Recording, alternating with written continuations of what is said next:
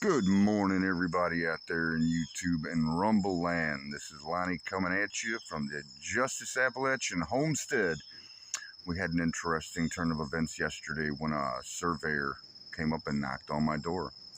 They were supposed to have it done this Tuesday, but the guy came out a little ahead of schedule. He seemed like a cool guy. I think it was Triton or somebody, whatever. He seemed like a nice guy. I was talking to him about the accuracy of their surveys, because I plan on flipping this house, and if there's a property line down the middle of that driveway, it's going to really hurt the profit that I plan on making on this place.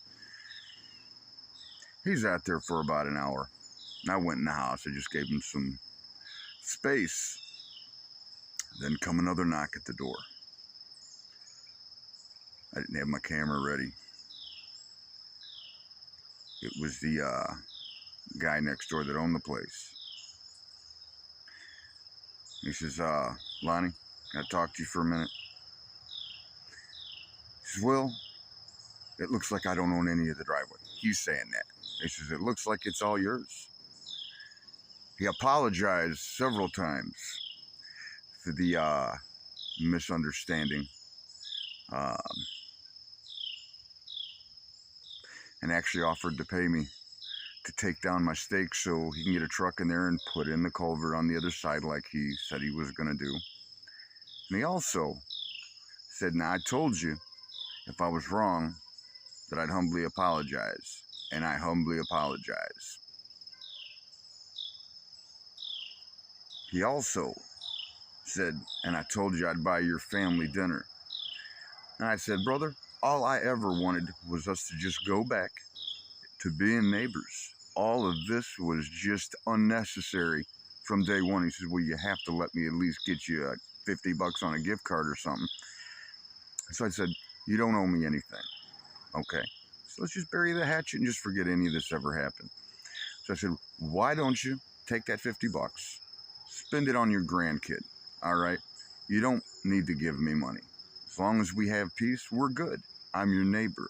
If you need anything, just knock on my door. So, I'll tell you what I think happened. All right. When he was saying that he believed he owned over 1.5 feet of the driveway, I actually know that I own 1.5 feet going into his yard. So while he was standing there, if you watch that video, the FBI, whatever I labeled it, telling them that, you know, okay, so you're going to build a fence down my driveway if you own 1.5 feet into it. But when they tell me that I own 1.5 feet of your yard, you know what I'm going to do? I'm going to tell you to go ahead and take it up to the edge of the driveway. Why would I want 1 foot of land on the other side of my driveway? I was going to put a fence up.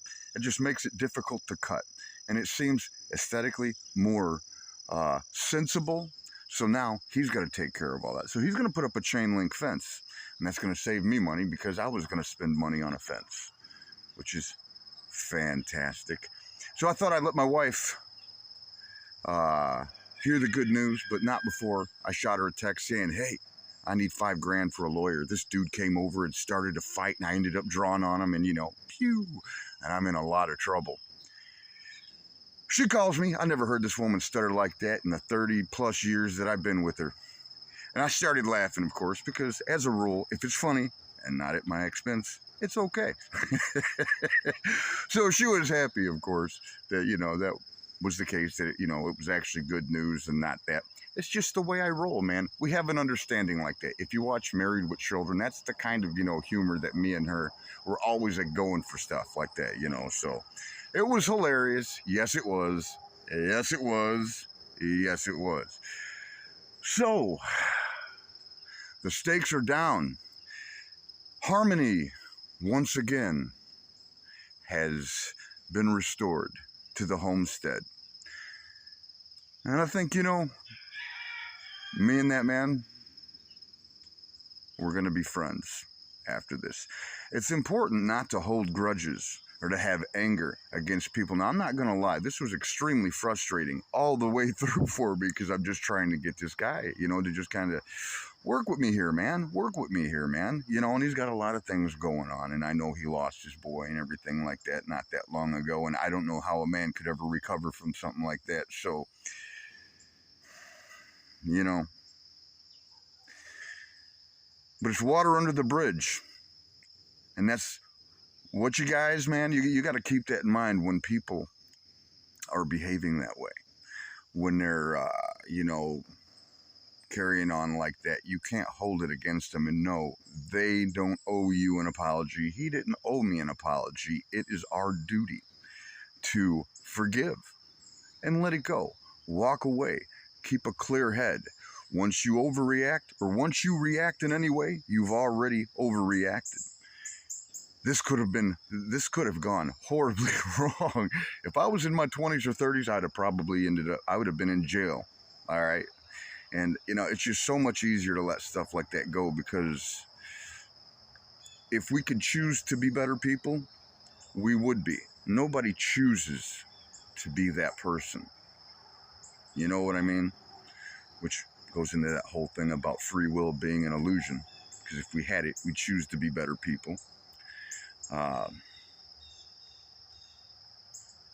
Fantastic, fantastic. So, anyway, I never thought I'd say this, but as a guy who spent over the last decade in the spa field, it looks like I finally got a happy ending.